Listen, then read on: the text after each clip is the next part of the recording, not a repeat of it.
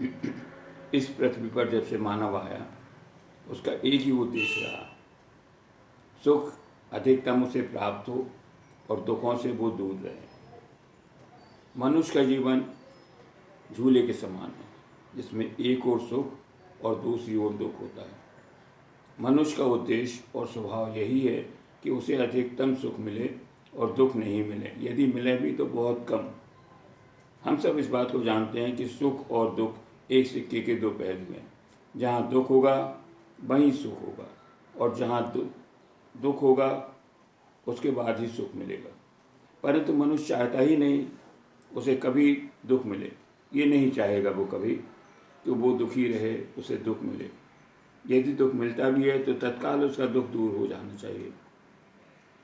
वास्तव में दुखों के बाद जब सुख मिलता है तो उसका महत्व कई गुना बढ़ जाता है, और जब उसे दुख मिलता है तब वह संघर्ष के दिनों में अधिक प्रयत्न करके मस्तिष्क में उथल पुथल होने से वह सोचता है कि इस दुख का या संकट का निवारण कैसे हो, और वह सुखी हो जाता है। निरंतर मस्तिष्क के क्रियाशील होने से कोई ना कोई रास्ता निकलता ही है और व्यक्ति सुखी हो जाता है। इसी को आधार मानकर इंग्लैंड के विचारक जेरेमी बेंथम ने सुख और दुख सिद्धांत का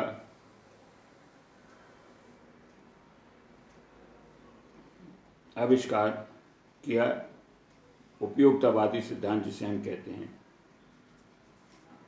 क्योंकि व्यक्ति का स्वभाव सुख की प्राप्ति और दुख के निवारण है, अतः पूरी जिंदगी वह सुख को प्राप्त करने का प्रयास करता है, और कम से कम उसे दुख मिले या विलुप्त हो जाए तो पूरी तरीके से ना ही मिले दुख, इसके लिए वो कर्म करता रहता है, प्रयास करता रहता है।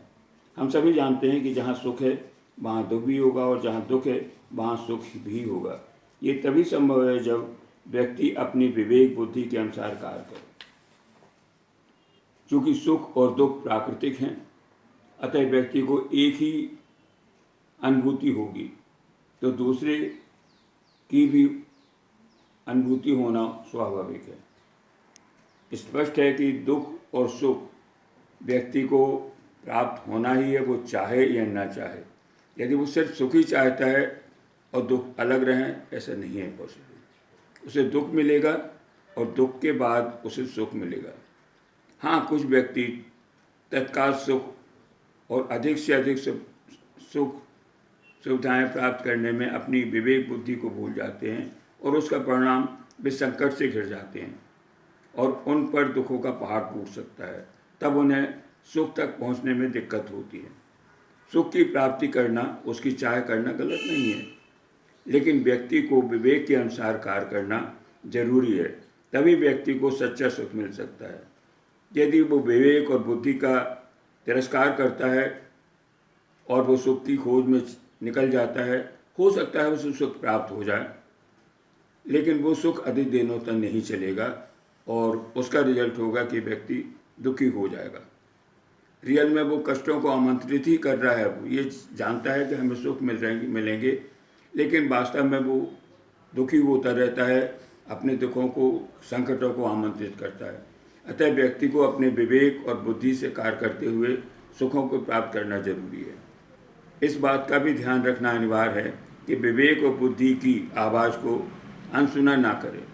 यदि व्यक्ति ने अपनी विवेक और बुद्धि की आवाज़ को नहीं सुना, अपने विवेक के अनुसार काम नहीं किया, तो उसका रिजल्ट होगा कि दुखों का सागर में चला जाएगा वो, और उसका रिजल्ट होगा कि उससे उबरने में बहुत टाइम लगेगा। अतः हर व्यक्ति को कर्म करते समय अपने सुख की प्राप्ति का लक्ष्य निर्धारित करना चाहिए। सुख कैसे उसे प्राप्त हो जो अधिक दिनों तक न चले और व्यक्ति अधिक दिनों तक सुखी रहे, इस बात का उसे ख्याल रखना जरूरी है। और ये तभी पॉसिबल है, तभी संभव है जब व्यक्ति अपने विवेक के अनुसार काम करे। यदि विवेक उसका सक्रिय है तो निश्चित रूप से उसे सुख प्राप्त होंगे, और वो सुखों का जो टाइम है, समय है, वो अधिक लंबा होगा। लेकिन यदि वो ये सोचे कि हमें सुख ही सुख मिलता रहे, तो ये प्राकृतिक नियम है कि उसे सुख भी मिलेगा तो दुख भी मिलेगा। लेकिन व्यक्ति का हमेशा ही प्रयास रहता है कि वो दुखों को अपने से अलग रखे और सुखों को अपने गले लगाए, जिससे कि उसका जीवन सही ढंग से संचालित हो सके, वो प्रसन्न रहे, अपना विकास के साथ साथ दूसरों का विकास भी कर सके। भारत में आप देखें तो प्राचीन काल में चरवाक दर्शन रहा। चरवाक जो ऋषि थे, उन्होंने एक चरवाक अपने नाम से एक दर्शन का आविष्कार किया था, जिसमें कहा गया था कि सुख से जियो, चाहे ऋण लेकर घी पियो। मतलब स्पष्ट है इससे कि सुख प्राप्ति के लिए आप कुछ भी कर सकते हैं। यदि सुखों की खोज करना है, आपको सुख से रहना है, तो आप कर्ज लेके भी सुख प्राप्ति करते रहो, बाद में क्या होगा इसकी चिंता मत करो। लेकिन भारतीय इस बात को अच्छी तरह समझते थे कि ये सिद्धांत सही नहीं है, क्योंकि यदि आपने दुखों को आमंत्रित करना है आपको, तो आप कर्ज लेके घी पियो, लेकिन वो ज़्यादा दिनों नहीं चल पाएगा और व्यक्ति जिस स्थिति में है पहले, उससे ज़्यादा ही वो दुखी हो जाएगा। इसलिए चरवाक सिद्धांत को हमारे लोगों ने, हमारे भारतीय लोगों ने इस बात को नहीं माना, बल्कि कर्म को उन्होंने महत्व दिया। ऐसे कर्म करें, ऐसे कार्य करें जीवन में जिससे उन्हें सुख की अनुभूति हो, सुखी जीवन व्यतीत करते हुए वो आगे बढ़ें। और दुख यदि प्राकृतिक हैं तो वो दुख उसके पास कम से कम आए, तभी वो सही ढंग से अपने कर्तव्य का पालन करते हुए आगे बढ़ सकता है और अपने विकास के साथ साथ अन्य लोगों का विकास कर सकता है। तो मेरा उद्देश्य यही था कि सुख और दुख दो ऐसे एलिमेंट हैं, प्राकृतिक हैं ये दोनों, कि व्यक्ति दोनों से मुक्त नहीं हो सकता।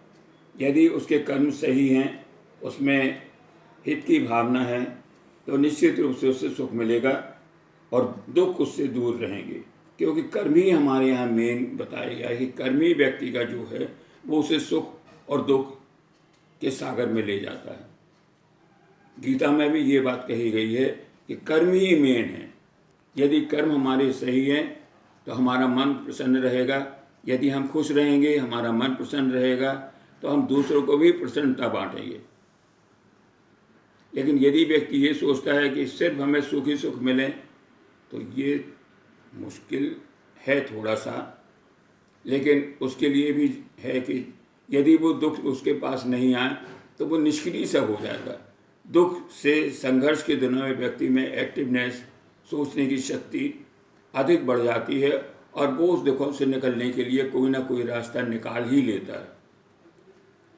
तो दुख भी बुरा नहीं है, क्योंकि दुख में सुख छुपा हुआ है और ऐसा सुख है वो जो व्यक्ति को आत्मविभोर कर देता है और उसका परिणाम ये निकलता है कि वो अपने परिवार, अपने समाज और अपने राष्ट्र को भी सुखों से अभिभूत कर देता है और खुद भी सुख के सागर में रहते हुए भी सबको बांटता है सुख। तो जीवन का उद्देश्य सुख और दुखों की प्राप्ति ही व्यक्ति का है और ये व्यक्ति के जीवन का चरम लक्ष्य भी है। तो दुखों से व्यक्ति को दूर रहना चाहिए, जरूरी है। लेकिन यदि दुख आते हैं तो ये नहीं सोचना चाहिए कि इससे हमें नुकसान होगा, बल्कि उस समय आपकी विवेक, बुद्धि और मस्तिष्क एकदम से एक्टिव हो जाएगा और निश्चित रूप से आपको और अधिक सुख प्राप्त होगा। धन्यवाद, बहुत बहुत धन्यवाद आप लोगों को।